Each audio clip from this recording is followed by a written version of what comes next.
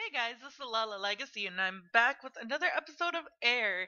So, just so you know, usually before the Air episodes, it's my lovely daughter, but I tried playing it a little bit off, like, without recording it, and I got so freaking frustrated because I could not figure out how to bring our daughter back to life, and I just couldn't do it, so I got frustrated, and I decided to quit. That is how I handle my problems. Anyways, let's jump right back in. The wind tonight was unusually cold. The girls had left, and all that remained was the darkness. The heat of the day had left no traces in the cool air. In all directions, the sounds of bugs could be heard. It was the sound of silence. I thought about the purpose of my journey in the darkness. I thought about the reason I stayed in this town. Tono's words still lingered in my mind. Everyone has a place they want to reach. She said that. I was sure of it. A place I want to reach, huh? I muttered to no one in particular. And where will those words reach? Where will those words be allowed to go? I pondered the entire night. I rolled my body to face up. The summer sky spread out before me. Tono was right. The stars are pretty in the countryside. I really did think so. My eyelids lowered. Consciousness left me. Now that I thought about it, it wasn't so bad to sleep under a sky filled with stars. Unless it rained, of course, but, you know. July 28th.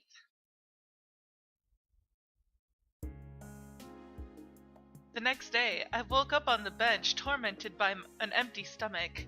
For a while, I laid on my back and watched the clouds float by. My whole body felt strangely lethargic. It was only after I had breakfast that my mind became clearer. I was in front of Takeda's store. There was not a single soul around. The only sound that could be heard was the cries of the cicada, the sound of summer. From a nearby house came the soft sound of wind chimes. A majestic scenery. I heard a detestable voice, so I turned to look. There's nothing here! What the hell is she doing? At the garbage disposal area, I saw Michiru rummaging through the containers.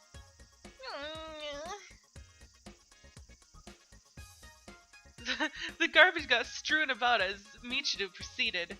She was being a nuisance to the public. If a wild animal came into a human habitat, someone would have to contact the health center to catch the thing. I looked around for a public phone. Unfortunately, there weren't any public phones nearby. More importantly, I didn't have the money to use one. That's tough. Found it! Michiru held up something. The treasure she found was an old dictionary. Michiru hummed a happy tune as she squatted down and started flipping through the pages. What's this? This is too hard, I can't read it. She closed the dictionary. But I'll give it to Minagi later. Michiru kept the book. Oh gosh. Tono wouldn't know what to do with that. She might notice me if I stayed here any longer. It was wiser not to get involved with that dangerous creature.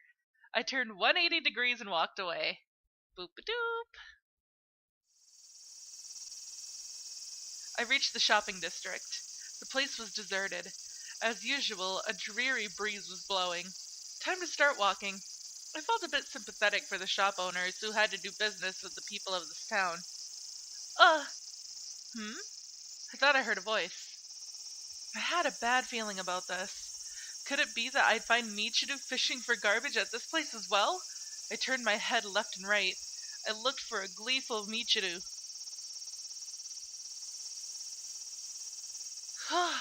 This is heavy. I saw a woman pulling a shopping cart. She was walking with an unsteady gait. I sighed. What's up with her? She's buying it all in one go again? I approached the woman who was staggering along.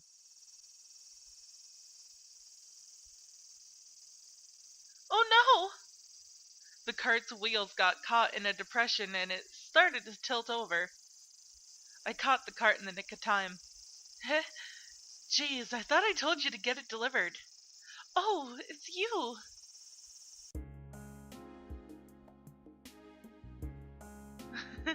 I'm sorry for taking up your time. I helped her push the cart filled with sacks of rice to the car parked at the entrance of the shopping district. I didn't have a choice since the ground was too unsteady for her. Seriously, I hope you've learned your lesson this time. Just get it delivered.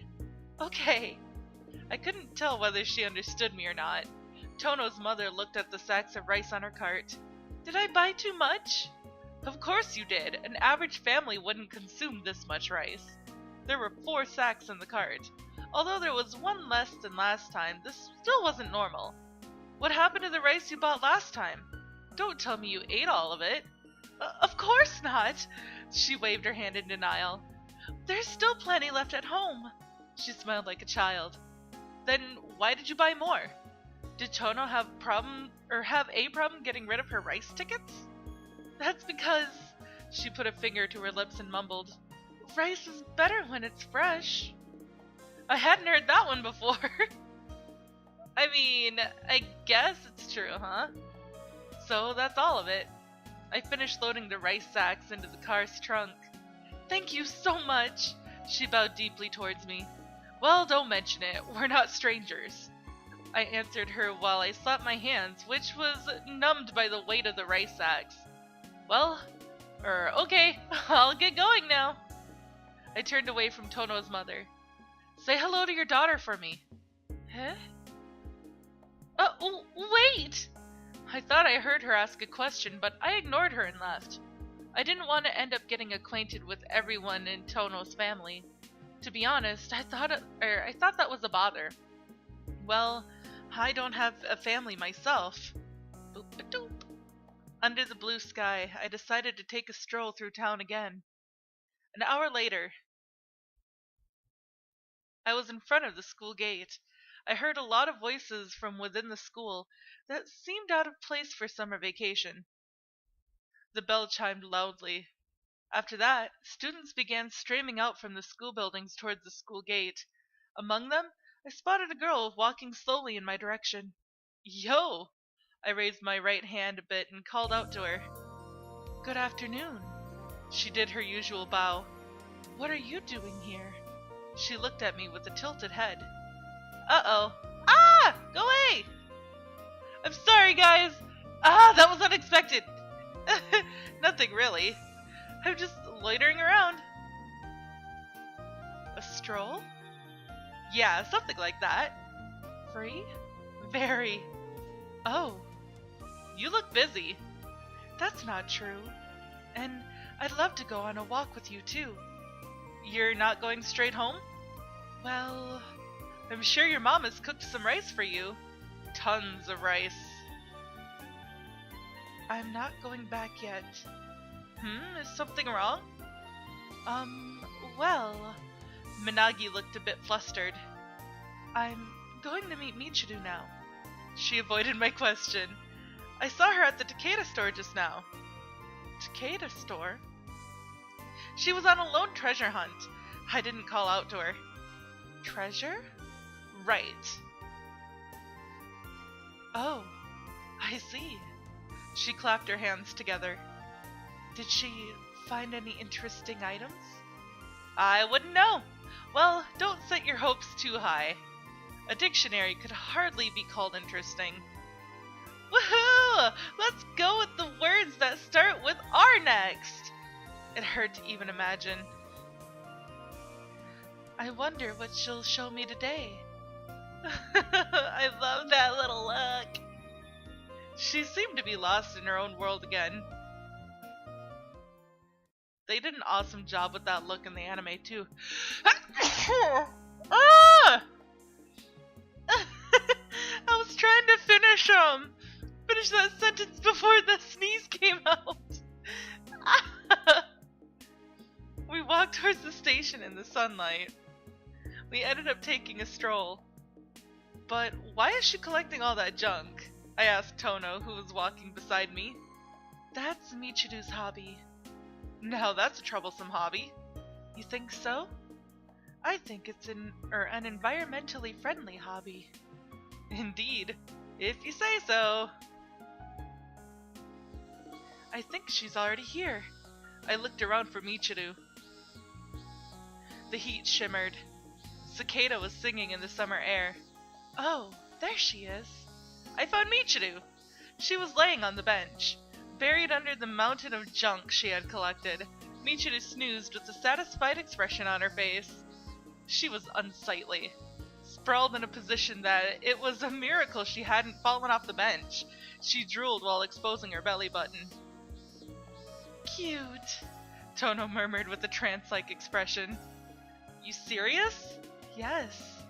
If I could, I would look at her like this forever. Well, I wouldn't stop you. But it's a shame. Her shoulders drooped. Why? I have club activities now. Huh? I thought you just came back from school. That was summer school. The astronomy club is the main event, and it begins now. To tell you the truth, I'd like to spend every free moment with Michiru, but I don't want to disturb her sleep, so I'll go now. I see.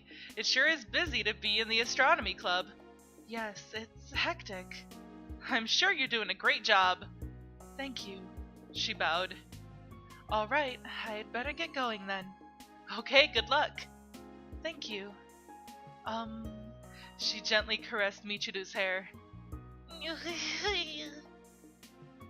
Goodbye. She planted a kiss on Michiru's forehead. Boop-a-doop. There wasn't much time left until night fell. Soon, the spare streetlights started dotting the landscape.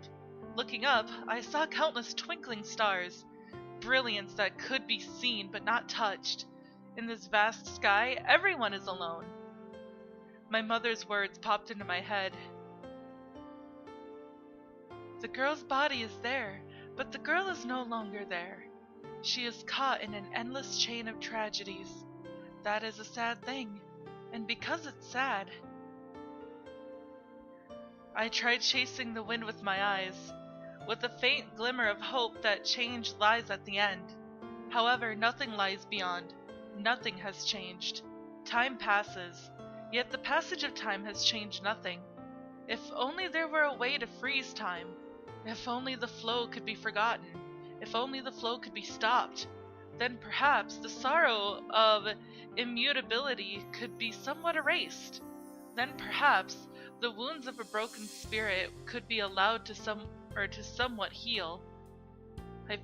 I fished my pocket for the star sand that I received from Tono. I raised the bottle of flowing sand to the sky and watched the remaining embers of the western sky filter through. 45 degrees, sideways. I tilted it in different angles and watched the sand flow in different ways.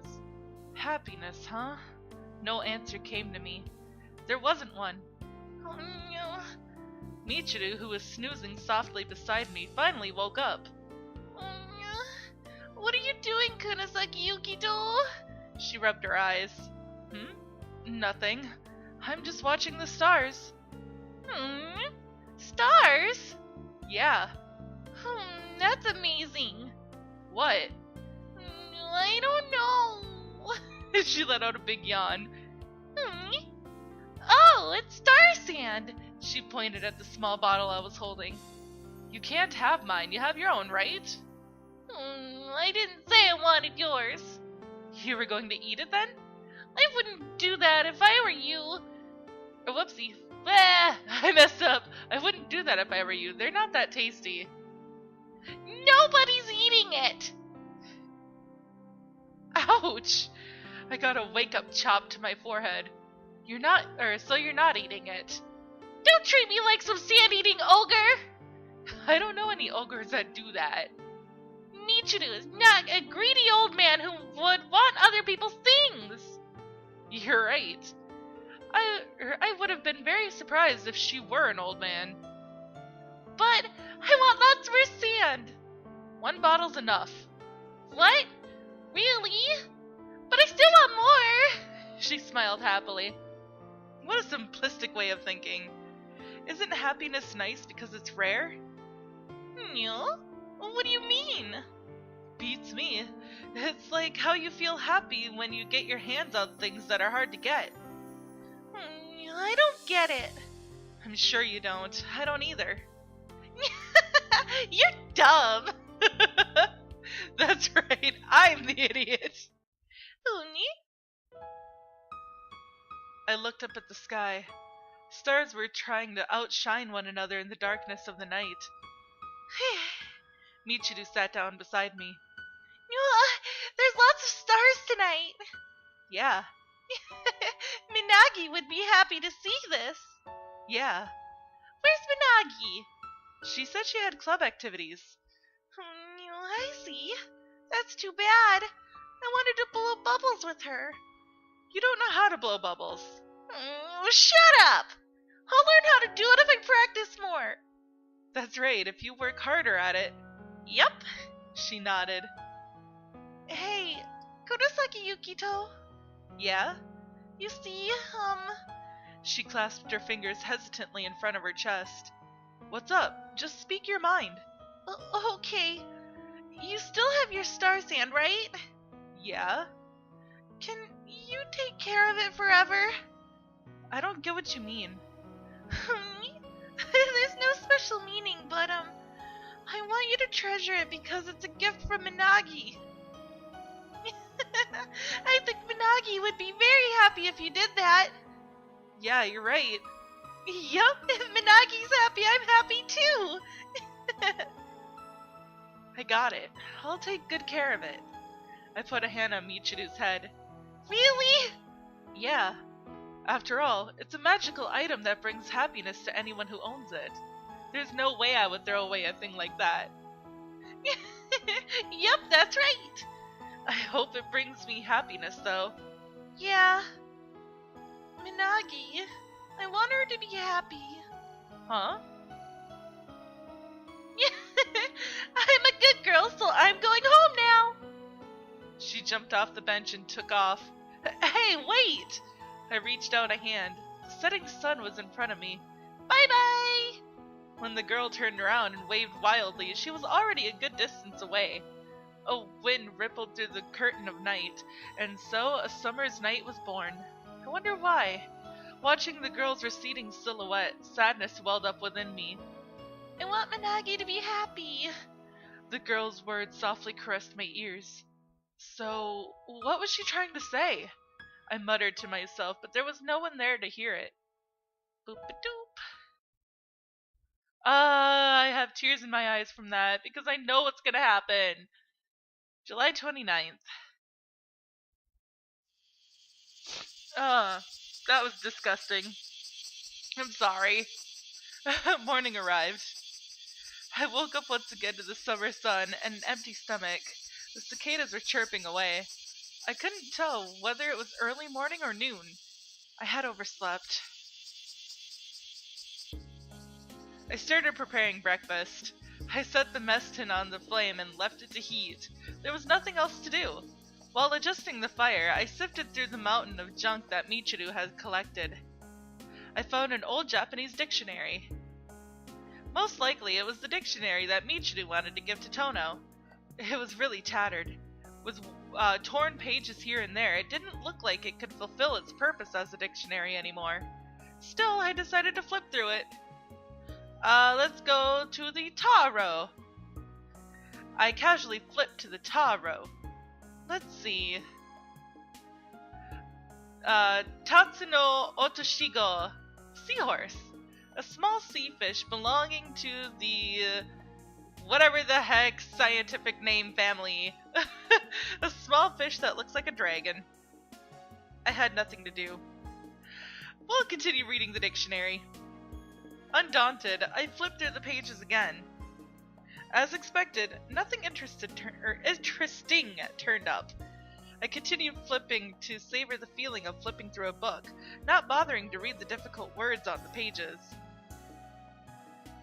I stopped at a random page. I see. I scanned the page. Tegome. rape. Oh gosh. 1. To use force to restrain and harm a person. 2. To use force to triple X a female. I slammed the book shut. Oh gosh, Yukito. What evil. The race should be done by now. Okay, that is all the time that I have for this episode, guys. So if you liked it, please give it a big thumbs up down below. And if you haven't already subscribed, by subscribing, you're becoming part of a legacy. And I will see you in the next video. Bye!